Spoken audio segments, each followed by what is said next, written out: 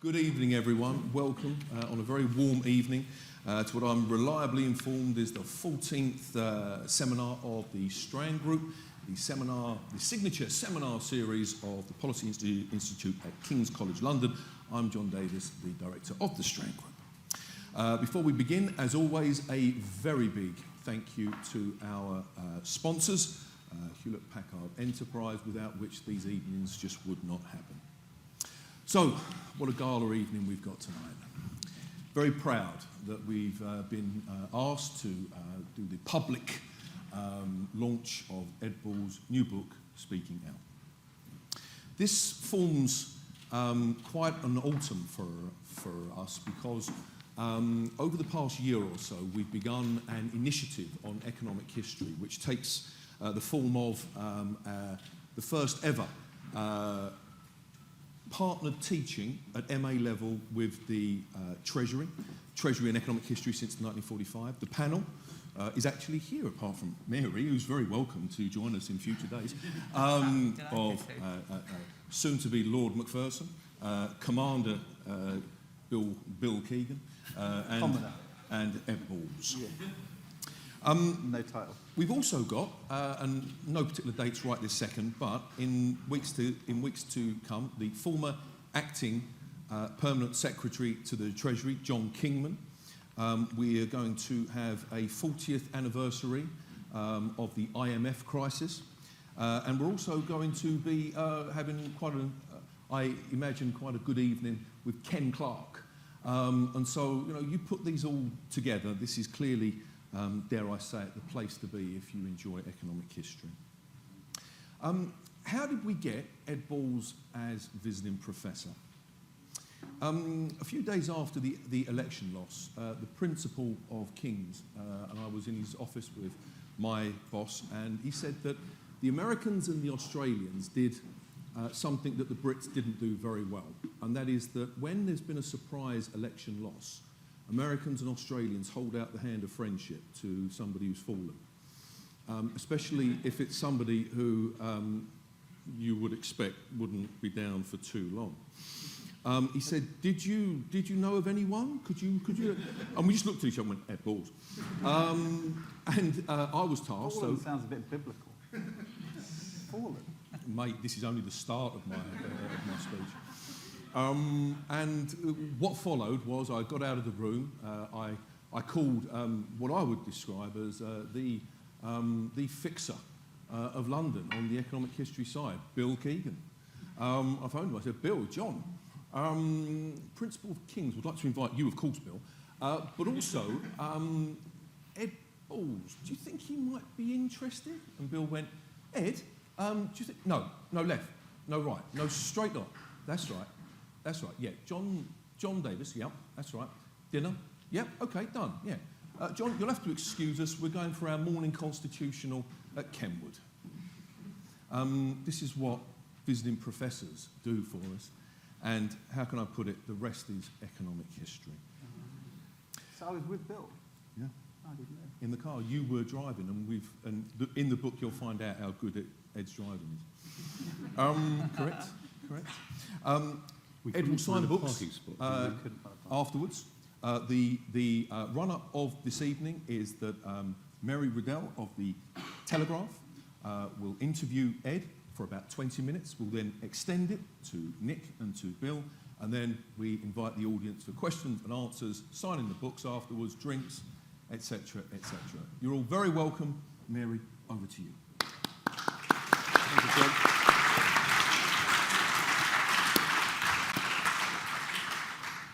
John, thank you very much indeed. It's a real pleasure to be here, and I'm very aware that we're in an audience of very distinguished economists. But nonetheless, I'd like to start by pointing out that although Ed Balls was acknowledged by his enemies, of whom he had several, as well as his friends in the House of Commons, as the finest economist of his political generation, he is also what the Scots would call a man of parts. He is a very fine baker. He has all sorts of outside interests, and while we won't dwell for too long on it, he is currently engaged in Strictly Come Dancing, which a programme which I'm sure is a a can't miss for economists everywhere. And I wanted to start by asking you, Ed Balls, in the normal run of things, you might have expected to be sitting here today as Chancellor of the Exchequer. Sure. Instead, you're locked in some rehearsal studios doing a paso doble or I don't know, a cha-cha-cha. He won't tell me which one. And generally putting yourself through a form of torture. Yeah. And my question is why? Is it sort of masochism? Are you trying to recreate, perhaps, the buzz, the adrenaline, the terror of delivering a big statement in the Commons chamber? What's the impulse to do it? Well, the truth is, as you say, it's absolutely, totally shattering. I started at 9 this morning in a studio in Old Street, and we finished at 4:15, and we did 7.25 hours with like 15 minutes break at lunchtime. And it's definitely the most exhausting thing I've ever done. And not actually physically exhausting, it's quite tiring, but mentally it's absolutely shattering, because there's all these different things you have to remember all the time. And because the whole thing is about muscle memory. So the professionals are just instinctively good at all of it, but I'm instinctively incapable of any of it. But the view is that if you do anything wrong, that's terrible, because you get a bad memory, so you have to stop and start again. And we just continually say, stop, do it again. Posture, steps, mood, balance, rhythm, everything. And you just end up being exhausted. And I think, so the answer to your question is that I think I probably thought I was going to say no. And when they asked me in the spring, and I said to Yvette, I've been asked to do Strictly, and she said, you've got to say yes. It's the show I would always wanted to do. It's the best show on British television, and you've never turned down a challenge, and you could do with losing a stone. And and then I rang Jeremy Vine, who did it last year, who I know well on Radio 2, and he said it was easily the most uplifting and optimistic and life-enhancing thing he's ever done.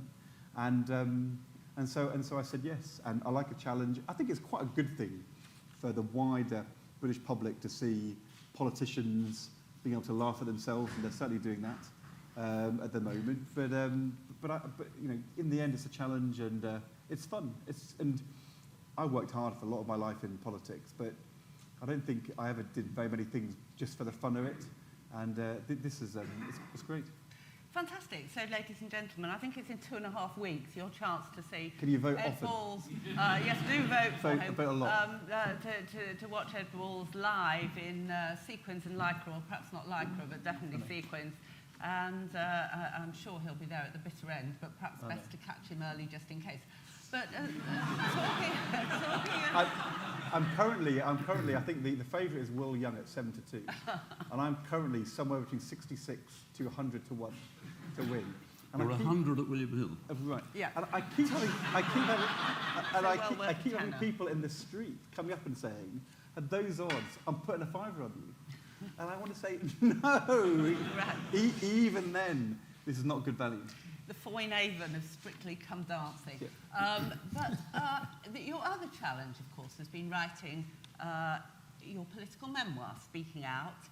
It's an extremely good political biography, autobiography rather, and I have read a few. It's a very honest book. It's about politics, of course, but it's also quite a personal account. You deal with your stammer, which you didn't talk about for years, and which was, I know, a great difficulty, but you were very open and honest about that. But also in the book, you're quite unsparing and critical of yourself and of other people too, not in any sort of malicious or nasty way, but you do sort of describe it as it was. Gordon Brown, for example, your mentor initially and long-time compadre, who offered you the chancellorship on 5 different occasions, I think, but never actually found a way to deliver on his promise. And I wonder what you made of that, whether you were frustrated, resentful, whether you sort of pitied him for not being able to do it, or whether you just thought, well, that's all part of the game of the life and accepted it.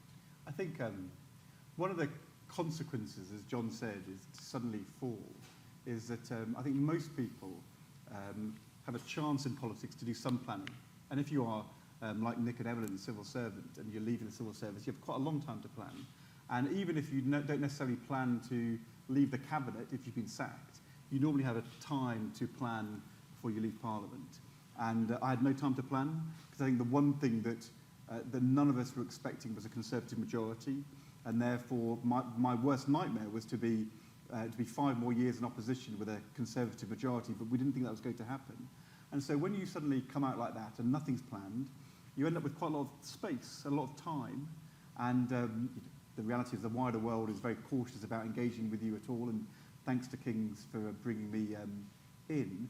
And in those early weeks, I just spent a lot of time remembering things which I wish I'd known before, or things I'd learned, or things I was important not to forget.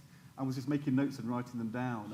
And over time, by last autumn, I thought, well, actually, there's something here which would be different from a normal political book, which is the things I wish I'd known, the lessons I've learned, the things I would like other people outside politics to understand. And the model in my mind was a book written by the surgeon Henry Marsh called Do No Harm, which is a book about brain surgery, where this eminent brain surgeon wrote 25 thematic chapters on different aspects of how hard it is to be a brain surgeon, to teach people to cope with success and failure when you make mistakes. And I thought, well, actually, it'd be quite nice to write a book about politics, which gave people the same insight into the reality of politics, success and failure, as that did into brain surgery.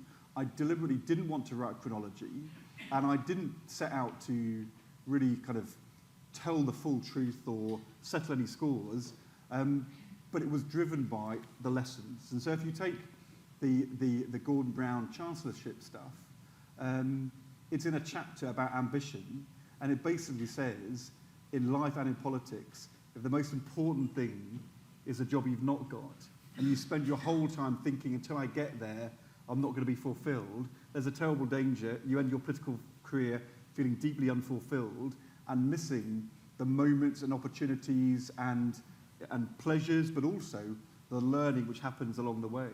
And at no point in that time was I so consumed by being the Chancellor that I didn't want to do my job. In fact, I spent quite a lot of time trying to explain to Gordon I didn't want to be Chancellor of the Exchequer. Not that you know, let's not be naive about this. I think in the summer of 2009, I thought he was going to do it, and he thought he was going to do it. But I think by that point, I wasn't sure it was that wise. And when he first offered it to me, the day he became leader, as it says in the book, Gordon had made his leadership acceptance speech. And as we were coming out, he grabbed me and said, "We need to talk urgently," and pulled me in through a door which turned out into a kitchen, which was totally dark, and there's all these pots and pans. And he said that I'm going to be bold. I've decided to make David Miliband Foreign Secretary, you Chancellor, and Jackie Smith Home Secretary. And I said at the time, you know, are you sure? Because I've done an interview with the Daily Mail saying I wasn't ready to be Chancellor. You know, it's not what I'm pushing for. You know, is it really what you want to do? And he said, yes, it was the moment. And then he came back a couple of days later and said, it's too difficult, and I can't do it. And that was the first time. I think, if I'm honest with you, I felt more relief than upset at that time, and sort of the same in the summer of 2009. But there were a couple of other times along the way when maybe I thought it would be a good thing. But the chapter says that if you go in thinking that's the most important thing, then you can miss out on what you can achieve in other areas. And that was the point of telling that story. Similarly, there's another chapter which people say is Hard and Gordon, which is the chapter about the election, which we didn't call in the autumn of 2007. But there again, I hope the stories about him are important because of the lesson. And lots of people have said to me that they think Gordon comes out well after the book, and I hope so. That was my intention. Ed Miliband perhaps doesn't come out quite so well. You ended up on second time round, not first time round, as his shadow chancellor, of course. And you, the two of you were great friends when you were at the Treasury, as you say in the book. By the time of the last election, the relationship was so distant that you barely spoke, really. He barely included you in the decision-making. It's no wonder, is it, that Labour lost the 2015 election when you had a situation when the party leader and the shadow chancellor simply weren't exchanging ideas or sharing decisions. Well, I think Ed and I don't come out well because in the end, we were the team who lost, and I lost my seat, which you might think means I don't come out well, but I'm not sure whether being Ed Miliband or Nick Clegg in this parliament is a more comfortable place to be than what's happened to me. I'm not saying that Ed Miliband or Nick Clegg are sitting around thinking they want to be on Strictly Come Dancing, but they are. But I'm not sure whether it's a great parliament to be in. The reality was that for a number of years we were very close, and we achieved lots of things together. And I think, for example, the tax rise to the National Health Service in 2002, and what that did for health policy and for new Labour policy on health in that parliament wouldn't have happened if it hadn't been for the two of us. That's a great thing which we did together. But I also say in a book, there's a chapter on friendship and how hard it is to sustain friendship in politics. And it says that, that sometimes friendship doesn't survive the pressures of leadership. And I think the reality is, and I say this very openly in the book, I think Ed, at a much earlier stage in 2010, made a decision that it was going to be very hard for him to be my friend, given the way the politics was going to develop. And so things came to an end. And I understand that objectively. I think emotionally, I found that quite hard at the time, because you know, in politics you don't have that many friends, and therefore you want to hang on to them. And it wasn't close from 2010 to 2015. He was a leader more than Gordon, who kept things very tight. He didn't, there wasn't a strategic conversation involving elected people, including myself. In the end, if you're the elected leader, you choose how you choose to lead. And so I'm not going to say he had no right to do that, but obviously I would have felt better if I was on the inside of the strategic conversation about the election and during the election campaign, and I wasn't, but then so were very many other people not in that conversation, and that was his choice. That's how he chose to do it. You were, however, the two of you, a sort of model of harmony compared with what's going on in the Labour Party now.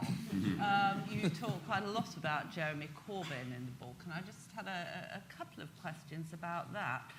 I mean, first of all, looking at things from the outside, as you are now, I mean, it seems as if on Brexit, and you were, of course, as you say in the book, a very, very die-hard Remainer, as was the Labour Party in general, and Labour voters in general. But hasn't Labour sort of sold the past now, and nobody has anything to say at all? We're seeing a sort of weekly car crash on the part, certainly, of the Brexit ministers, with David Davis saying, contrary to the Prime Minister's wishes, that we're going to get out of the single market, with Liam Fox, the Brexit Trade Secretary, saying that all British businessmen are fat golfers. I mean, where is Labour in all this? What should they, from your distant vantage point, be doing? Specifically, should the shadow cabinet, assuming Corbyn wins, now go back and work with him? Do you think they will? The kind of the front line, of course, of whom your wife, Yvette Cooper, is one.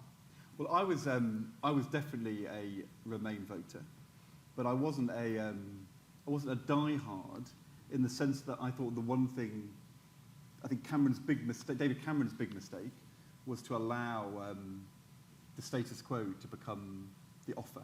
So in the end, after his renegotiation, he said, I've reset the relationship, and this is what it is, and to leave would be worse. And I'm afraid lots of people in the country thought, well, actually, what you've got is pretty bad, and I don't mind taking the risk. And I think that the lesson he should have drawn from Scotland was he had to be for reform and for change. It couldn't be the end of the story. I thought that was true across a range of areas, particularly on immigration.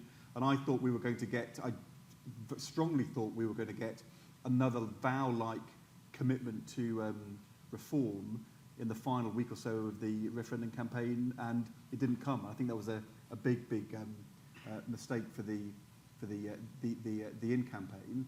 I don't think what Labour can afford to do, and this is probably where I depart a bit with what's going on at the moment. I don't think Labour can say to people, "I'm really sorry, but we disagree with how you voted, so let's ignore you and campaign to go back in." Because I don't think that's, once you've had a referendum, I think you have to allow this to to take its course, and you have to accept the result and then start from there. But if the status quo is not good enough and wasn't good enough, well, the issue is, what should the reform agenda be, and how does Britain fit into that?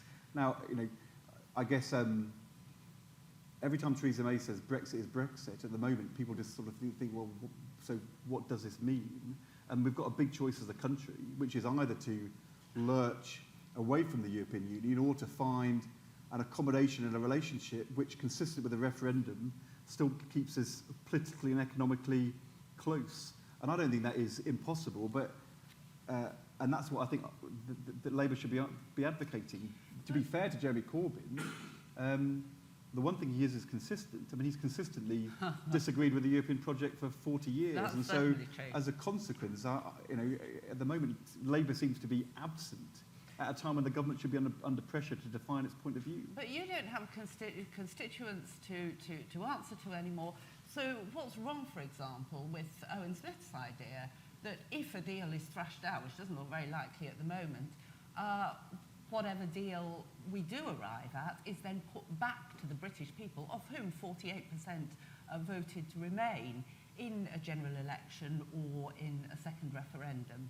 That idea hasn't really caught on. So what's wrong with it, in your view? Because I think, look, of course it is Parliament's prerogative to decide to reject a deal. It's Parliament's prerogative if they want to reject the result of the referendum. And it's also Parliament's prerogative and the government's prerogative to come back to people and say, well, actually, given how things have turned out and the nature of the choice now before us, we need to look at this again. But I don't think that you can do that so quickly after a referendum without looking arrogant and dismissive of the public view. And I'm afraid because people have voted this way, I think the starting point has got to be not disrespect, but respect for voters' views. And that's particularly important for Labour because the place where the no votes piled up were in the marginal seats around the cities and in the towns where the next general election is going to be fought. So to say to a marginal seat Labour candidate where maybe 65 or 70% of people voted to leave, that our starting point is they were wrong, we're right, will you vote for us? I'm not sure that's going to work politically. I think the government has to have the time to start its negotiation, to see what can be done, and then come back to people and say, well, actually, here is a more educated view of the choice, which is we haven't had yet. But I think if you start by telling the voters they're wrong, then they might think that you're sort of a bit arrogant and out of touch. Very last of all, for now, and going back to this really excellent book that you've written, you've been terribly busy doing that, you've done all sorts of other things, but the book does sort of bespeak a real love for politics, as well as the fact that it was your career for so long.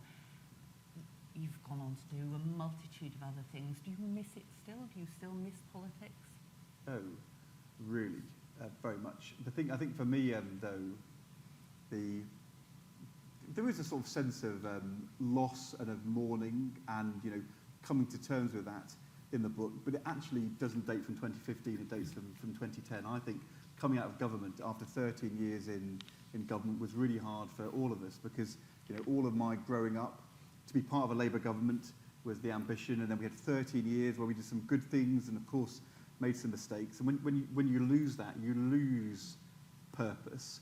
And opposition is never as purposeful after you've been in government than it is before. The interesting thing, though, is that there's a chapter called Purpose, which is also about being a constituency MP. And being a constituency MP is actually rather like being a social worker. It's in the sense that it's a profession where your successors are often things which can't be publicised. So, you know, a teacher who gets great results, the school could issue a press release, or a fire which has been put out, or a business contract won. But if as a Member of Parliament you step into a catastrophic personal situation and avoid disaster for that family, and potentially do something quite radical in terms of changing the direction of their lives, that's something that you know and they know, and that gives you great purpose. But it's not something that's very easy to talk about publicly, because it's their life and it was their challenge, often their very kind of acute problem. And that's the sense in which it's like being a social worker. The great tragedy of social work is that their successes are always unheralded, and it's only the failures which get seen. And I think as a member of, you know, the thing I miss as an MP, I don't miss opposition. It's a hideous place to be, but I miss the purpose of being a constituency MP. And, you know, I did 20 years, and so I'm now out, and you look forward and do new things. But it's probably likely that I will never ever have anything as purposeful and rewarding and as sort of morally important as being a member of a government and a cabinet minister, or sitting around a table with somebody whose life is in pieces and finding a way to try and solve it. And, you know, but in life, maybe you should always be grateful that you have those times, even if they're not as long as you'd like. And in my case, it happened when I was younger. Maybe that's just the way it is. But to say I don't miss it, or I wouldn't like to have it back if I could, would be ridiculous. But you have to move on, because new things happen, and I'm not sure whether politics copes with retreads very well. You know, I was rung 3 days after the general election. I had a call from Michael Portillo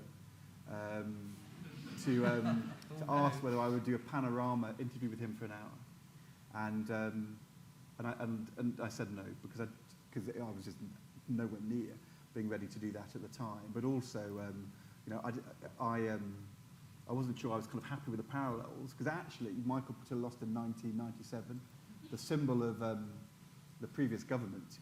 He then was elected again quite quickly in a by-election, did another whole parliament in opposition, and in a way his discovery that he was better off out took him quite a long time. And you're maybe clear mine's been that, a bit... But you're clear that wouldn't happen to you. There's no way you'd go back. Well, look, would you stand... and the chances of the NEC and the Labour Party choosing me to be a by-election candidate are pretty slim at the moment. And I think, you know, at the moment, I'm afraid my Labour Party colleagues are all sort of tearing their hair out and thinking what a terrible time it is. However, you know, somebody's got to save the Labour Party.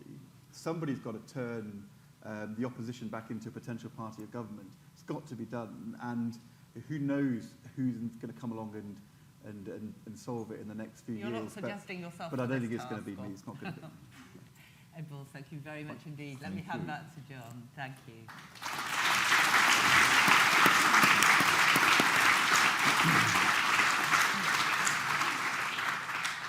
So, Sir Nick, what did you think of your former colleague's book? Are you going to be a lord? I think so. Yes. Yes. Yes. Magnificent. You know, it just shows how you've been doing too much strictly ballroom. You're out of touch. I know. I'm sorry about that. I think it's a very good read. I finished it only this afternoon, and I strongly commend it to anybody who hasn't read it. I mean, I think inevitably there are some quite clear economic themes, most of which I recognise and agree with, and very much focused on the historic decision to make the Bank of England independent, which I bore witness to in 1997. The Euro decision, which I think again is fascinating. I think what I picked up from the book was Tony Blair's ambivalence ultimately about pushing the euro, which always seemed to me a sensible interpretation, because I don't see how he could have won that referendum even with his powers of leadership. Nevertheless, a huge achievement. But then, the final, as with all successes, there's the ultimate failure, which you and I collectively were part of, which was the failure to spot the financial and economic crisis. And here, I think you're very honest that you didn't spot it, we didn't spot it, but I think the Bank of England perhaps gets quite a few references. I won't name individuals.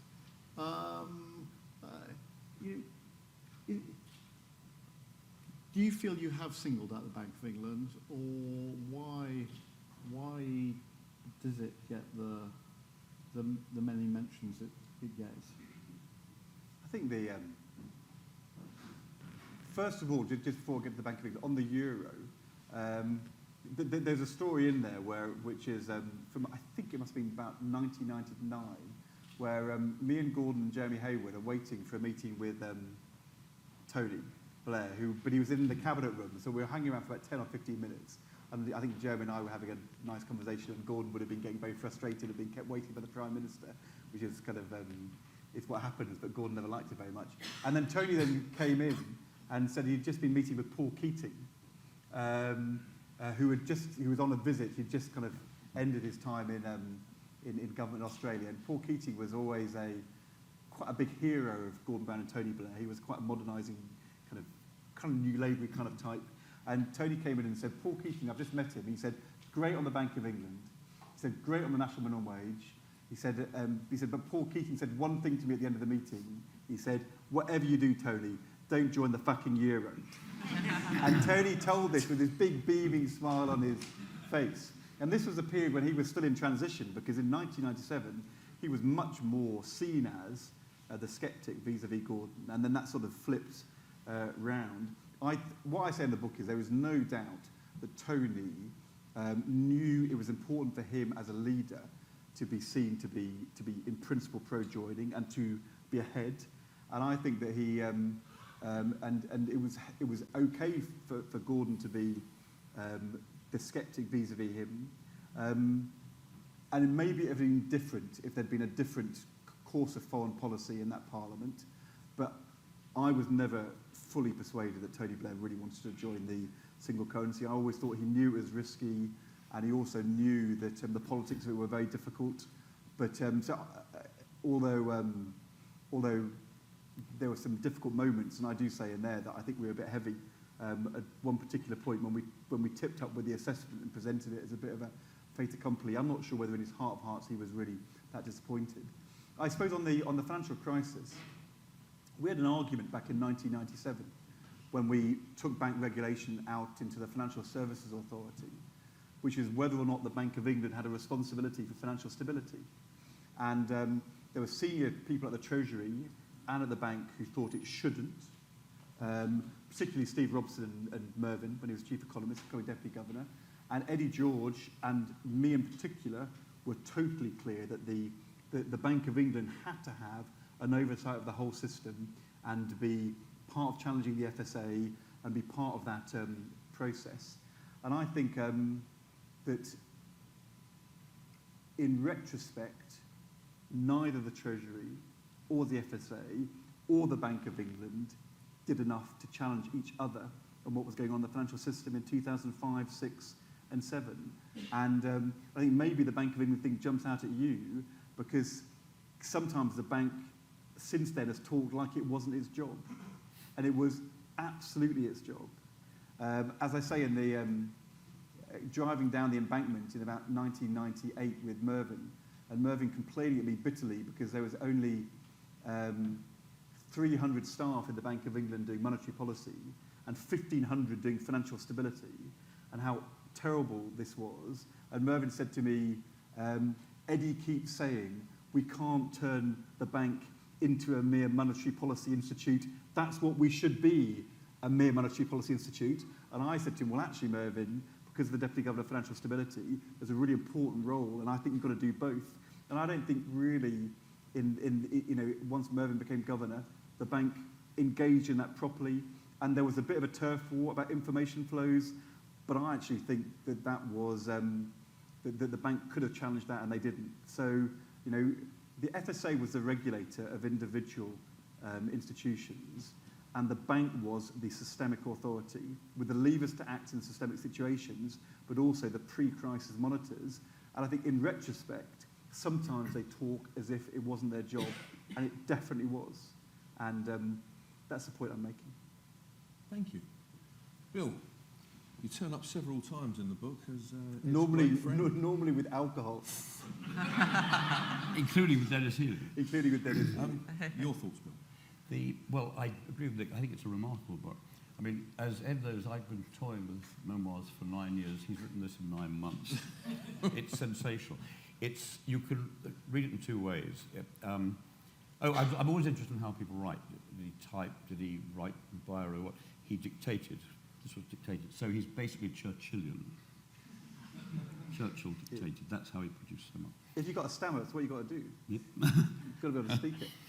And it's broken up into themes, and rather like Le Carré's new book, it's got various themes which you could just pick up and dip into. But I read it, despite the fact that it is not sequential and a narrative from beginning to end. I read it from beginning to end, and I really enjoyed doing it that way, and I think it's worth doing it that way. And obviously for me, the economic stuff was fascinating. I must tell a story. The stuff about the office of the Chancellorship are interesting. The first time you told me that you turned it down when you wanted to run your own department, you weren't ready in 2007. I had lunch with Nigel Lawson, and he said, "How's your friend Ed Balls?" I said, "Oh, he's just turned down the Treasury." He said, "Nobody turns down the Treasury. I don't believe you." He's lying, but it was true. It was true. But you may not have been Chancellor, but you had the most amazing effect, as if you were Chancellor, on British economic policy. It's all there. You make the point about sometimes negative decisions are as important as possible. And right from that pamphlet you wrote for the Fabian Society in 1992 about Euro monetarism, you wanted to make the Bank of England independent, which I should know I had doubts about. There we are. We take a long view of these things. But the euro, that we shouldn't go into the eurozone, and you fought that, and you fought hard. Another thing that comes out in this book is that the absolutely terrifyingly close relationship, 24 hours, between politicians and the media. The BBC, the press, you're having to suck with long spoons with various editors of tabloids I won't care to mention. But nevertheless, despite that, on the whole, it was all portrayed too simply. The subtlety of the relationship between Blair and Brown comes out in your book, and it wasn't there in the public prints. Blair was for the euro, Brown was against. Well, at various times, they shifted position, and you had a major influence on this, and I think you go down in history for that. The independence of the bank was your idea. And also, you and Ed Miliband did very well when the health service was threatened. Was it 2002? The work that went in to getting a tax rise that was accepted it was national insurance, was accepted at a time when it was considered curtains for any Labour Party that wanted to raise taxation, and that did help the health service. Probably needs another injection now. So it is fascinating on the day-to-day relationships and how, despite all this coverage, we learn more from this book about the real relationships than we have done before, in my opinion. And the other thing I'd like to say personally is that we've known each other all these years. I remember when you were thinking of taking the job. Can I tell that story or not? Yeah, of course. I know you consulted Mandelson, but Ed rang me up and we went to our favourite place, the New Alvinos in New Bridge Street. And he told me he'd been offered this job. The New Alvinos. He's been there about 50 years, but Bill still calls it the New Alvinos. It's kind of new to you. And he told me that he'd been offered this job by Gordon Brown. Should he take it? So I said, yeah, of course you should. I said, you've got nothing to lose, and it might go to places, and if not, you can go back to the FT. Years later, I asked him who else he consulted. Well, obviously he consulted many people, but of the journalists, he consulted 2 others. One told him not to take it, and the other told the other couldn't make up his mind. We're not going to say anything. We're not, no, but we're not going to. So really, I think it's not just I'm a great friend of yours, it is a remarkable contribution to public life, and it is not a long, boring, a lot of these biographies, autobiographies, end up becoming works of reference. It's highly readable. Thank you, Bill. Can I just... Oh, I haven't asked you a question. Well, I was going to answer it anyway. Sorry, yeah. Do you answer the question or shall I answer it anyway? No, you can. The one thing that it's kind of been, because I've been doing some media in the last week and a half, and you think about how things translate into the current time, and I think there's the two lessons, or two kind of things which come out of it which are relevant now. One is, there's times in politics where you make mistakes and you don't realise you're making them. And that happens quite a lot. And in retrospect, you have to learn from them and you have to acknowledge them, and you can't deny them, but you couldn't have known at the time. But there's times where you can feel the mistake happening, and people are saying to you, you're making a mistake, but actually you feel physically a mistake is being made. But if you don't have the strength or know how to solve it, it just gets worse and worse. And, you know, there's no doubt the election which didn't happen and 10p tax were both examples where we physically knew, we could feel the mistake happening. And, you know, and Mary referred to this earlier, that, you know, at the moment, when I look at the way in which the government is configured and the way they're going about Brexit and the sort of the chaos which they put in place, this feels to me like a mistake happening. I don't think Theresa May should be not defining Brexit. I don't think she should be standing back and leaving it to a bunch of other cabinet ministers to fight it out with her sort of trying to be slightly above it. That feels like what's happening. That feels to me like one of those mistakes which you can see happening. And so that would be one lesson I would draw. But the second thing is, which goes back to Blair and Brown, which is also relevant to today, is there are some people who say, if only Tony had beaten Gordon in 1994, that would have made a difference. And I've never been particularly persuaded that would have made a difference, because I think that Gordon knew Tony had become the leader, and it was how that relationship worked rather than the fact of it. But the killing thing which happened was that the Conservatives were so weak after 2001. They were always going to be weak from 1997 to 2001 because they'd lost the election, but that was when the new government was sort of strong. And then after 2001, a strongly led, re-emerging Conservative Party, which would have established the prism of British politics as the Labour choice rather than the Conservative choice, would have been the best thing which could have happened to us.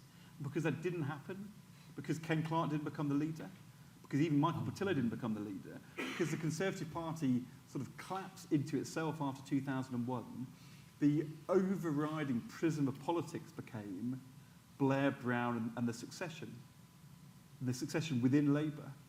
And what that meant was that every policy issue we dealt with, like the Euro or the NHS or university finance, were all seen within that prism, Blair versus Brown, and in particular, who was going to succeed Tony Blair, Gordon Brown, or somebody who was going to succeed him from the Tony Blair camp. And it ended up being hugely debilitating.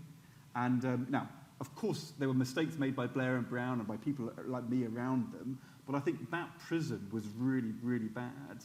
And the best thing which could happen for Theresa May would be for the Labour Party to get a grip on itself, start being a proper opposition, and establish that argument again. And if it doesn't happen, then, and the prism stays, which direction is the Conservative Party going to go in, and who's really in charge, and what is the balance of power, that ends up being very, very debilitating. It was terrible for us that Ian Duncan Smith became leader of the Conservative Party in 2001, because it put all the spotlight onto internal Labour politics, and we didn't cope with it well. Thank you very much. Okay, I'm going to open this up to the audience. Have your name, can I have your affiliation, can you keep them pithy? We've got lots of... Pithy. Pithy. Right, just checking. Pithy. Got to ask the main man down the front.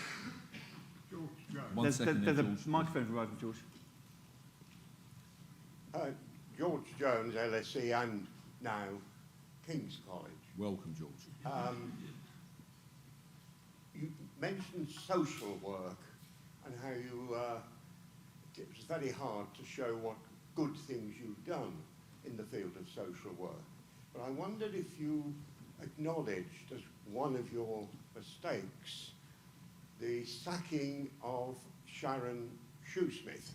You took the lead in calling for her to be dismissed. She was. And the courts then said that was the bad decision, and she was awarded damages. Sure. Do you deal with that in the book, or have you got any thoughts on that incident now? So there's a whole chapter in the book called Emotion. And it's about how, as a politician, you balance your emotional reaction to a situation with being hard-headed and objective.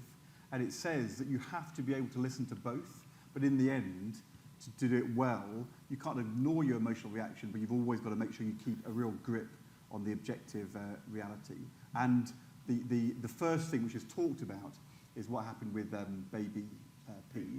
And I had the same reaction as everybody else had when they saw the details of this case. In fact, probably in my case, it was more real because I read all the detailed papers in the days before this came into the public domain, and it is totally shocking. And but I also knew that you couldn't deal with this emotionally. You had to be objective and proper and do things in the right way. And therefore, when it became a big politicised thing, David Cameron raised it, Prime Minister's questions, everybody was calling for a head to roll. The Director of Children's Services in Haringey, Sharon Shoesmith, has done a terrible press conference. That was the easy solution. And I decided that that would be terrible policy, and that what we should instead do is set up an independent and objective review of what was happening, had happened in Haringey. And we asked Ofsted and the other inspectors to do that review. And I did 3 weeks. We tried to do it as fast as we could, but they were in charge, where I basically every day had to fend off people calling for an emotional response to say we're going to do this in a proper, objective way. And when the report arrived, and I went in to read it in my department on the Sunday night, I went in absolutely expecting that report to say that this had been unlucky or a terrible accident and was not caused by a failure of leadership and management in Haringey. But the problem was, that's what the report said. And the report was devastating. It was much worse than I expected. I don't know how many of you have read it, but in that situation, after all those weeks, I had absolutely no choice but to do something which was decisive to solve the Haringey problem, the place where Victoria Climbié had lost her life 10 years ago, to stop it becoming a wider social work crisis in the country. And I had a right in law to remove the Director of Children's Services from the statutory position of DCS. I had no right to sack her. I didn't sack her. That was a matter for Haringey. That was the employment relationship. But where the safety of children were at risk, I had the power in law to remove somebody from a statutory position. And that was the power I invoked from the Children's Act 2004. Now, I made a mistake. And the mistake I made was that all the legal advice I had in the week before was that Sharon Shoesmith had been seen by the inspector's report, but she was not my employee, and it would be improper for me to see her personally, and that was for Haringey and not for myself. So my legal advice was I should not see her. So the morning I received the report, I saw Ofsted, I saw the chief executive, I saw the leader and the head of children's policy, elected leader, and then following that, we then made the decision to remove Sharon Shoesmith from her position. And I think one learning I have is that I should have challenged my legal advice by going to a QC, because in the end, the courts decided, we won in the High Court and then lost in the appeal court, the courts decided that for natural justice reasons, even though it would have made no difference at all to my decision, she should still have had a chance after I received the report to say, this is my view. It would have made no difference. I would have made exactly the same decision. I would make exactly the same decision again, but I should have done that. So it was a procedural mistake, which definitely cost us money. But did I do the right thing by children in Haringey? Well, having read that report, there was no choice but to do it. It wasn't about bowing to media pressure, because for 3 weeks I'd staved off the media pressure. But when the report came and I knew it had to be published, there was no choice. And I'm afraid I would do exactly the same thing again. And of course you can have people who will then subsequently say, from some newspapers or some parts of the community, he took the easy option and tried to blame one person unfairly. I spent 3 weeks desperately trying not to take the easy option and doing it properly, but it turned out that was the proper thing to do, and that's why I did it. Thank you. It's all in there. Right in the middle there. Yep. And there's a mic coming through to the middle. There we are. Thank you. Tim Bale from Queen Mary University of London. Did you ever feel during that 2010-2015 Parliament that Labour could win the election in 2015? And if you did have that feeling, at what point did that feeling disappear?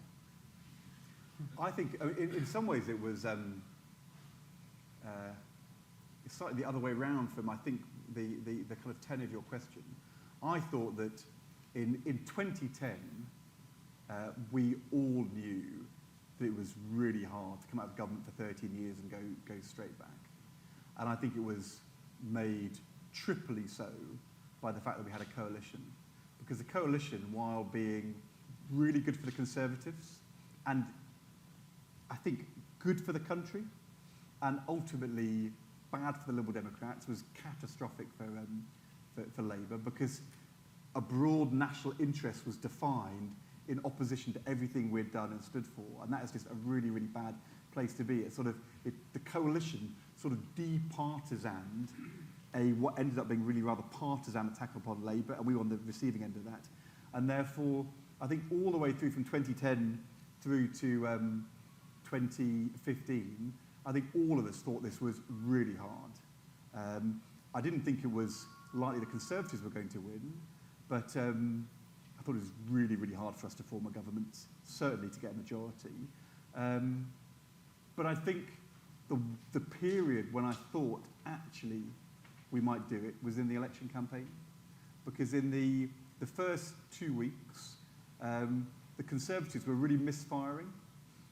Their attempt to show that our sums didn't add up, there was holes in our finances, which is, the test of an opposition, do your sums add up, wasn't working. Ed Miliband was doing better. We were ahead in the opinion polls.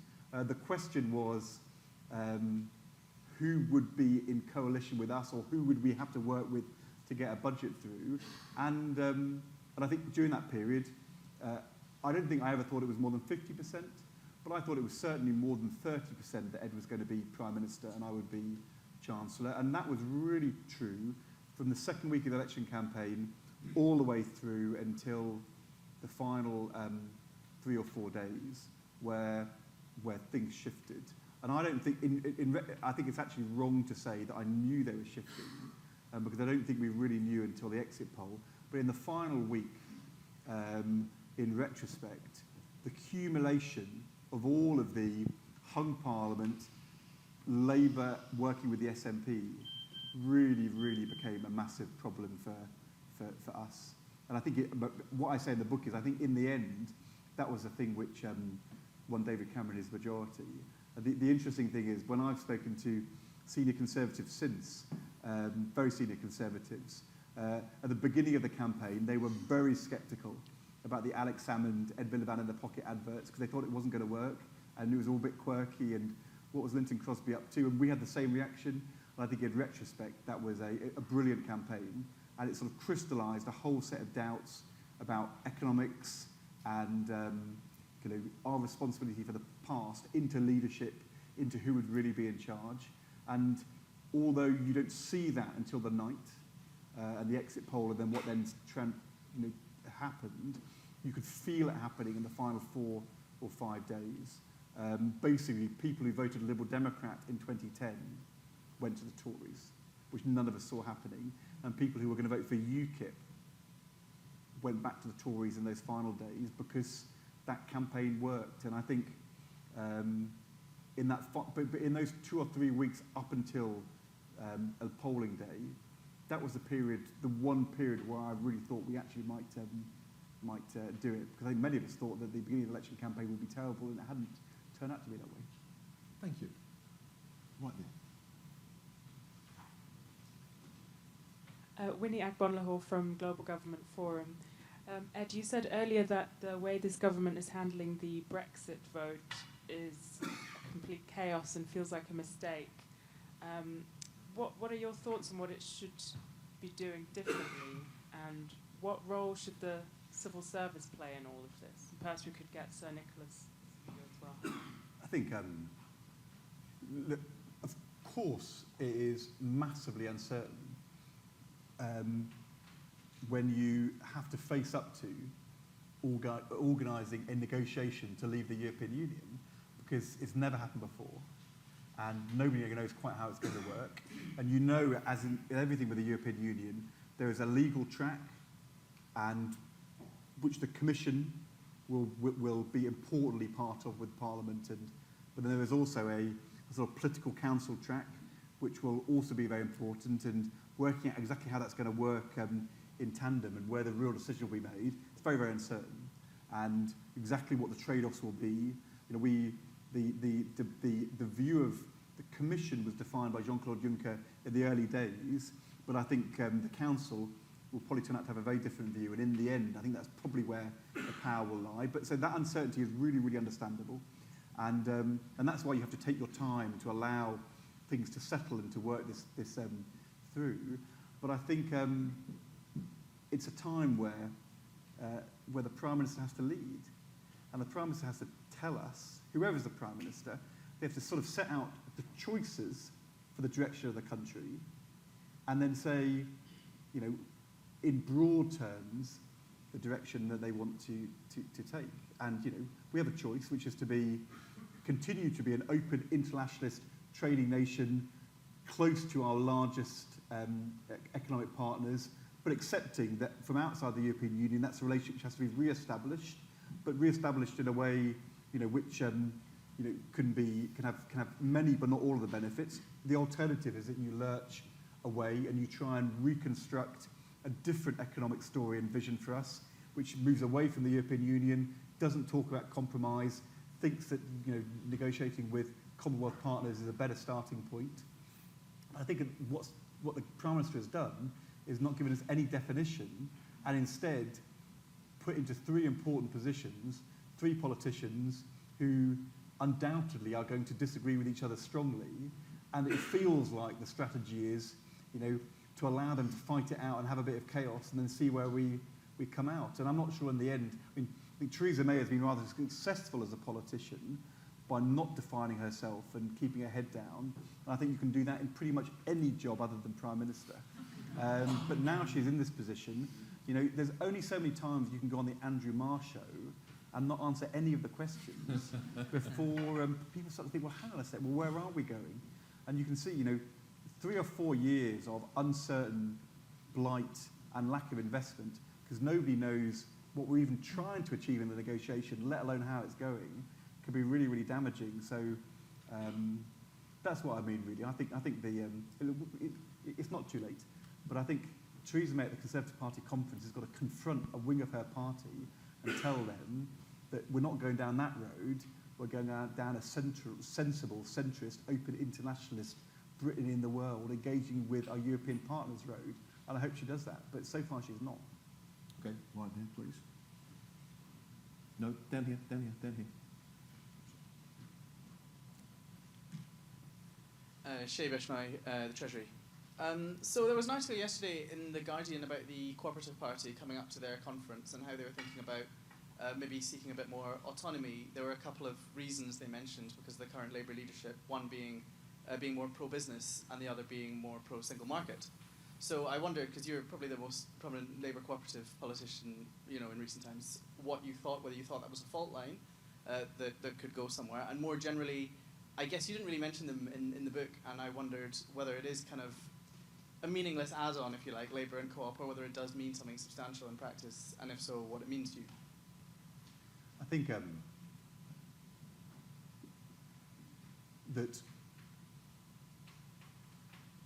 in politics, history and tradition and things you've done together and family ties and community ties are really, really strong and very important, and and those aren't things that you rip up quickly or lightly. And the cooperative movement has been tightly working with the Labour Party for close to 100 years, almost 100 years now. And there have been Labour and cooperative MPs for all of that time. and they've always had some difference in identity, but also a lot of commonality. And you throw that kind of thing away at your peril now. Of course, you want to make sure that any constituency part of a movement has its point of view. I don't think it's a bad thing at all for the Labour Party at the moment to have some people saying from the co-op wing that actually working with business is quite a good thing. So I'm quite keen on that. But I think ripping things up and going alone would be as foolish as a group of parliamentarians thinking that the right thing to do is to split off from the Labour Party and form a new party. I think that is massively premature, and the cost of doing that, relative to the chance of success, are very high. So I would say stick in it. The good thing yesterday, there was a lot of discussion about the important role that cooperative schools play, which is schools working with other schools in the wider community to make sure that every child has a chance to succeed. And that's probably one of the most important cooperative things I was ever involved in. And the good thing is, even after the Michael Gove reforms, a lot of that cooperation still goes on in the education world, and that's something that I'm very proud of. Actually, Shay, when you said it wasn't mentioned, it is mentioned at location 2,855, the Joy of Kindle. There you are. There we are. Right there, right there. So it is mentioned, just like. That's just where he says that he's talking about a joking me at the Correct. Touche. Down the front here, please. You weren't supposed to tell people you'd go through it in my book. Paul Miners, former junior minister. Ed's book is an excellent read. Very, very good. Thank you. I think you're unfair on the NEC. Ed, I think they would choose you as the prospective parliamentary candidate for Whitney. How does a party that's been in government for a long period of time retain vitality and energy and attachment to core principles as opposed to just working to manage and to retain power without a sense of purpose? That's how I saw things towards the end of the Gordon Brown government. That's a hard question. I think there were lots. I mean, as I said, I think that the Blair Brown prism was debilitating.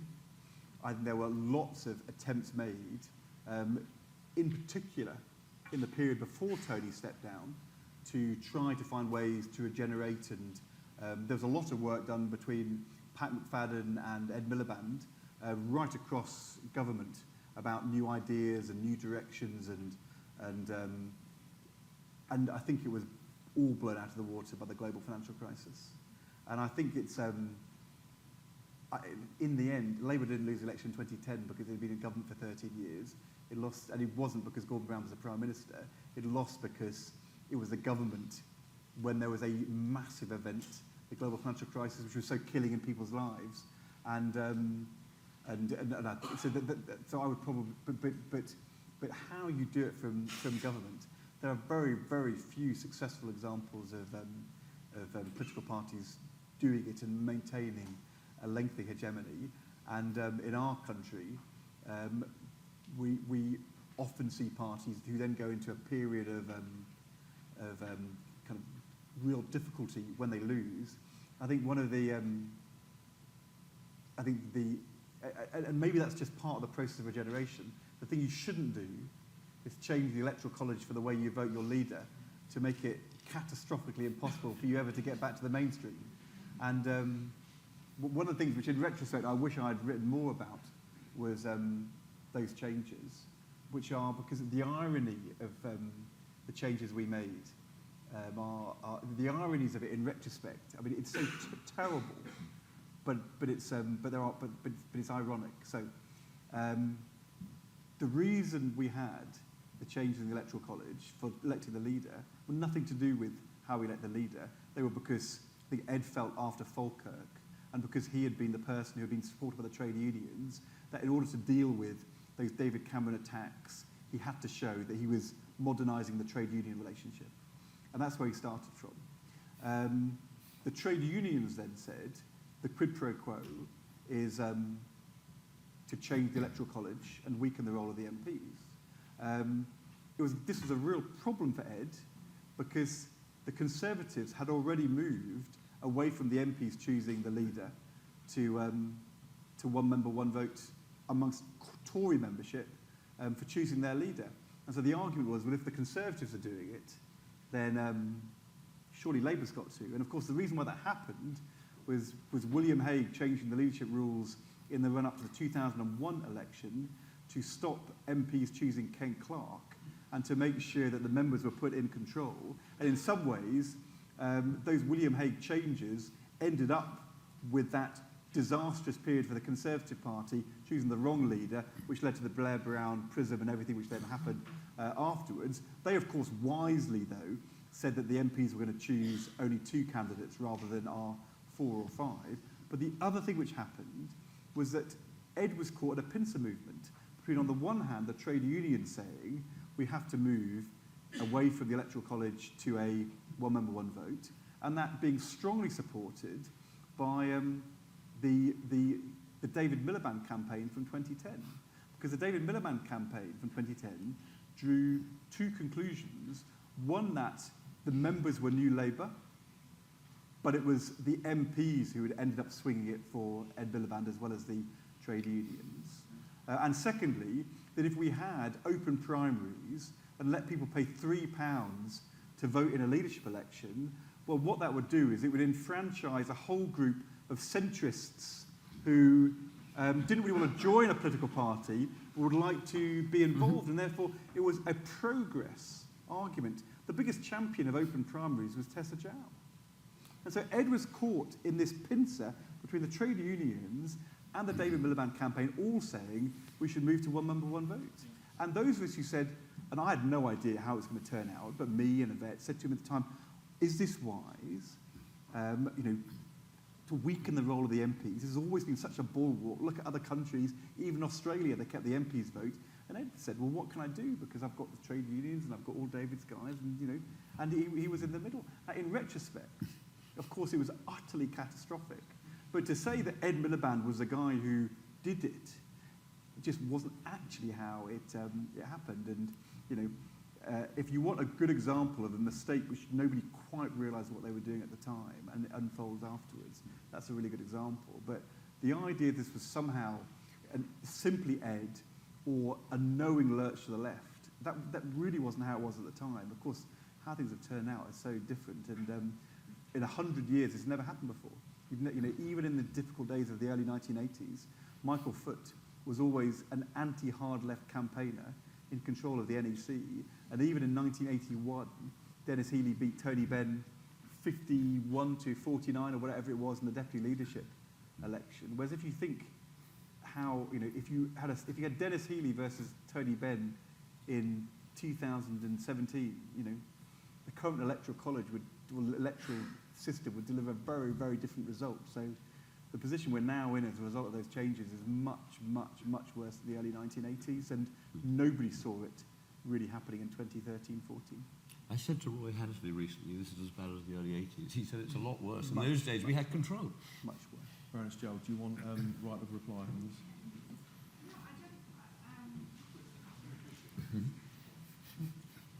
Ed is absolutely right that I made speeches on a number of occasions about opening up the Labour Party. And there are very good examples of how the franchises opened up and broadened the Democrats in America, the French Socialist Party, that have done it without the, if you like, the kind of catastrophic hostile takeover that we're seeing in our Labour Party. And we didn't see it happening. And we didn't see it happening. But you see, I don't think that anybody looked at how it had been done in other progressive parties, what the thresholds were. And I argued actually for qualified primaries, not open primaries, because I thought there were great risks in open primaries. But in effect, what we've got, or what we got to, was an open primary system, which is why so many Tories joined in order to vote for Jeremy Corbyn. So, there we are. But it was it's not that the proposition or the idea of opening up the franchise is wrong, but you've just got to be much more careful in how you do it. And my point is that we didn't know what we were doing, and we didn't know the forces which we were unleashing, and you know, but it was the people who were strongly arguing for this shift were doing so, thinking they were going to get a very, very different outcome from what happened in the PLP. Absolutely. Thank you. John Tolson, Ministry of Defence, but that's nothing to do with it. What learning points have you taken, whether about economics, about life, or anything else, from your role at Norwich City Football Club? Or victory, for that matter. Well, I think if you think political media is intense and kind of in the moment, it's nothing like football.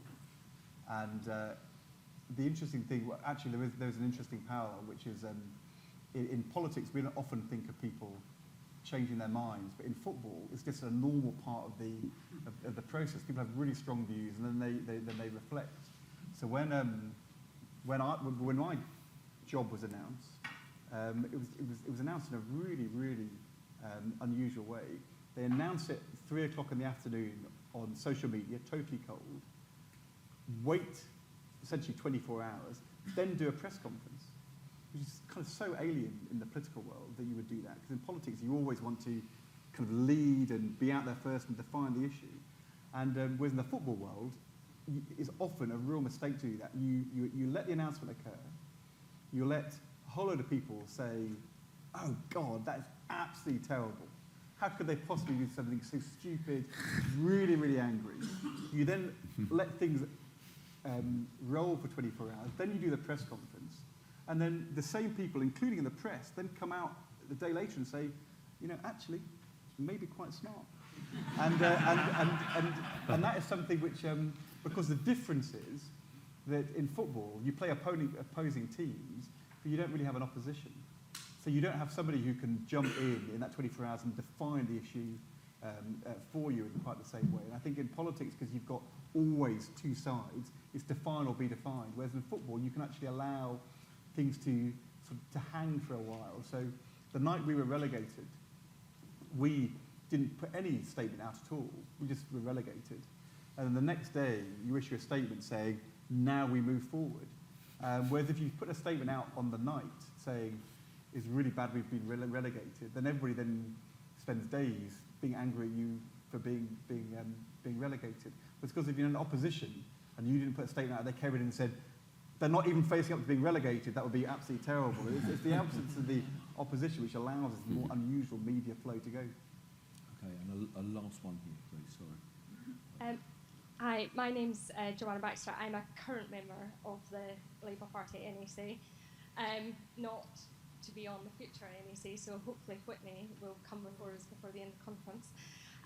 But I just wanted to go back to the issue about the electoral college just very briefly, because Ed was absolutely right when he was talking about the catastrophic mistake that was. But I think he was being very kind, I think, to Ed Miliband when he referred to the decisions that he made around that.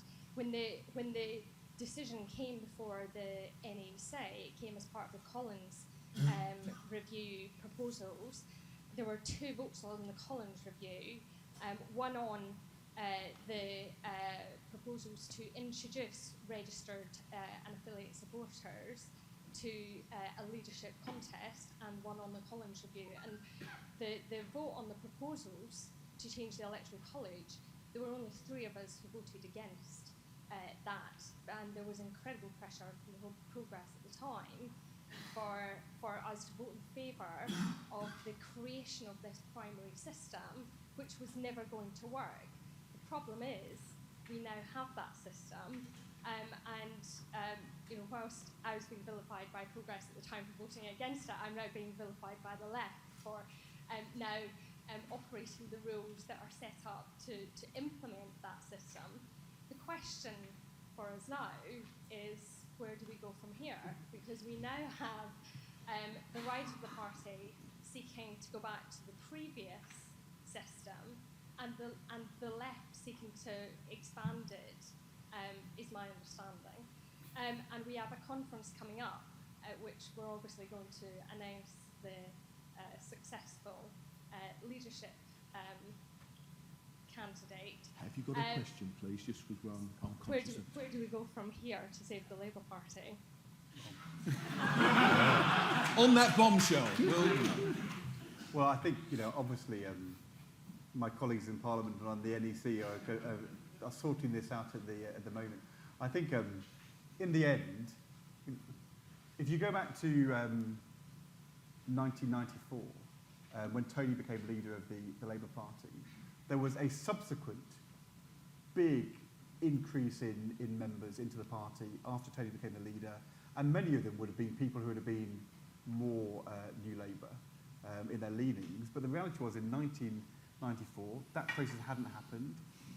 The Labour Party membership is not the same as today's membership, but it was a membership which was quite demanding, probably more to the left than the equilibrium of the parliamentary Labour Party, certainly more to the left than the equilibrium of the parliamentary Labour Party.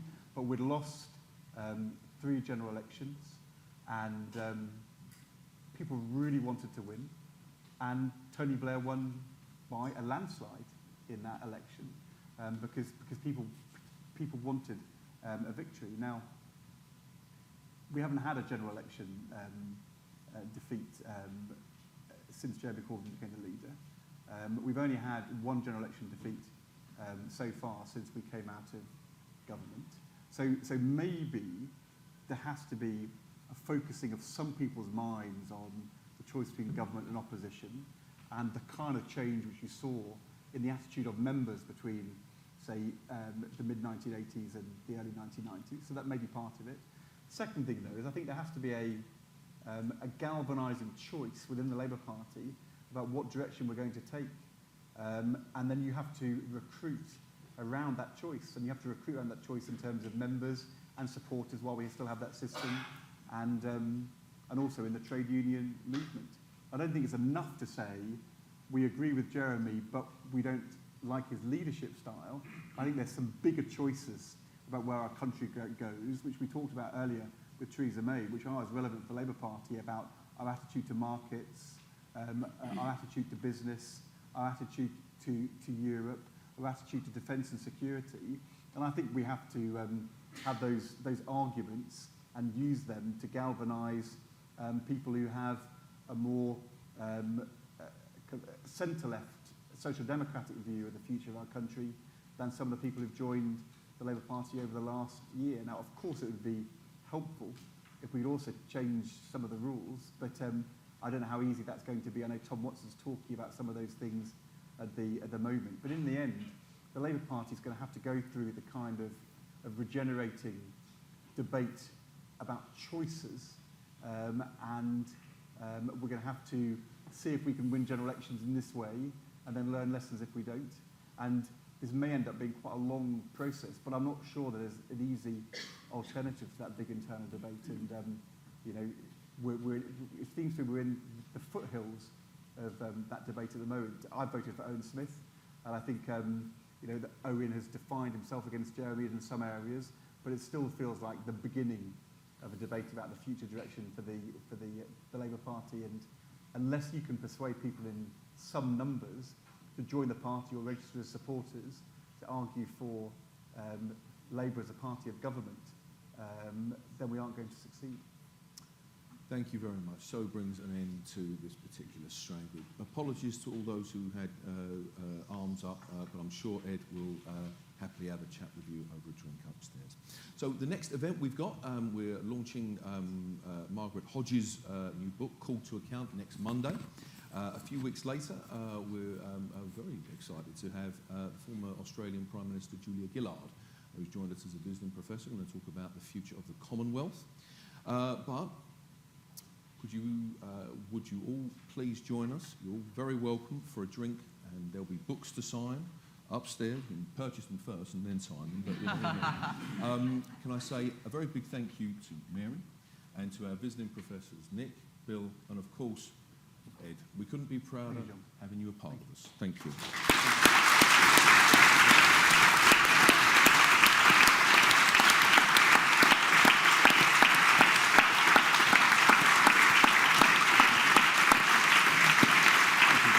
I suggest you get upstairs because we're going to be